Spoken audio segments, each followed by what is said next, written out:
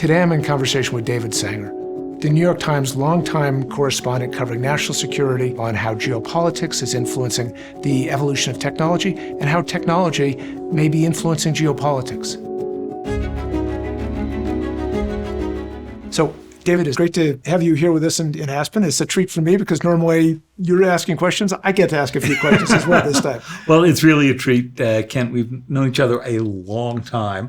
We won't say how long, but it's been a long while. I mean, you've been a student of both national security and geopolitics for many years. You've got a book on the new Cold Wars. How have you seen national security, the geopolitical landscape evolve over that time? If we just think about the past decade, cyber, a technology that was, brought in for the most commercial purposes, turned out to become a weapon that countries used short of war to try to influence other nations. And then since the Ukraine war, we've actually seen cyber used actively on the battlefield. At the same time, we've seen the rise of a resistance to U.S. influence. And what New Cold Wars is really about is what happened when China and Russia combined interests to oppose the U.S. and brought in countries like Iran, North Korea, who also were the big cyber players. It's a fascinating era because you're seeing this growing focus on technology as a key element of national political competition, international political competition. Do you feel as though technology is more center stage than it's been in the past? I think it grows more center stage each and every year. So think about the debate about the U.S. versus China right now. It's primarily a technology competition, which raises a question I've always wanted to ask you and something we've talked about at various moments along in the past couple of years. I felt that for years, Google was trying to stay out of the global politics. Today, you're in the midst of every one of these issues. The spread of AI, where you can use the technology, what you can export. So how did you get from here to there? So it's a long evolution, but I think a natural one in many ways, because we've always been at the forefront of cybersecurity. Google's been one of the most attacked websites in the world throughout our history. Yep. And so we've had to develop the ability to also keep more people safe around the world. So you build on that cyber expertise. And then in some ways, we are the geekiest of the tech companies, the most focused on the scientific breakthroughs and how those are manifesting and changing the world. And as that's now come more to the fore, we're realizing that AI is not just a scientific breakthrough, it's a breakthrough in how we make breakthroughs.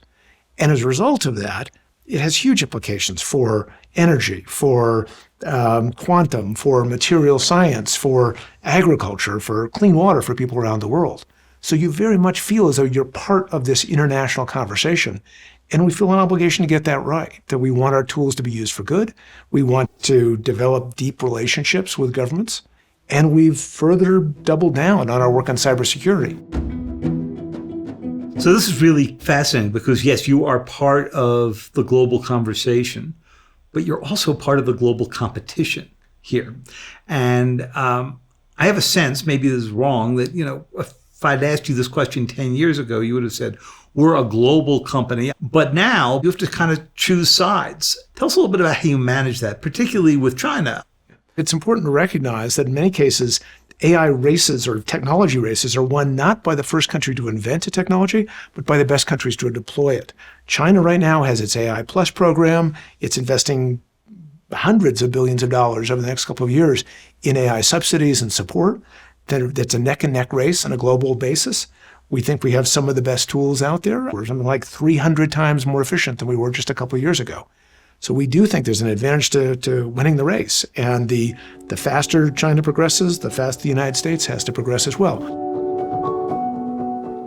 I think one of the interesting debates that we've seen take place just in the past couple of days here in Aspen is a return to a question that we asked here a couple of years ago. As AI integrates in with cyber, as it becomes impossible to separate out, does AI end up giving advantage to the offense or to the defense? Yeah, I'll still take the case that it helps the defenders more, because if we can at scale deploy this in a way that monitors networks, that identifies vulnerabilities before the bad guys can find them, that does allow us to not just respond more quickly, but preempt some of these attacks. We are only as strong as our weakest link. If there's some piece of critical infrastructure that hasn't deployed AI for the defense, then it's absolutely right that bad guys will use AI for the offense. So I usually think, as you know, I've argued, nuclear analogies don't tend to work terribly well in the cyber world because nuclear weapons are an on-off switch and cyber is more like on a thermostat. But one area where I think it does exist is what you have been doing in the past 10 years, and you do a lot to defend, but what's been missing in the midst of all of this has been a diplomatic equivalent of the arms control talks that eventually brought down the degree of conflict, even during the worst of the Cold War. But I would have expected that by 2025, we would have found a way to talk to the Chinese, the Russians, the Iranians, maybe even the North Koreans about how we take the temperature down on both sides. And the fact of the matter is, we haven't. We're nowhere on the diplomacy side. Yeah, I think it's both, and. You clearly need a diplomatic track to try and take down the temperature, as you say, but you're also going to have people who are always going to be outside the diplomatic track, the criminal gangs, the rogue states, et cetera. Teenagers. And potentially teenagers. And so you need to keep investing on the technology side to make sure your defenses are robust, you're tracking the threat landscape. There are hundreds of different threat actors out there, as you know, right now. And you can perhaps limit some of those. You're never going to be able to limit all of them. So I think you have to do all of the above.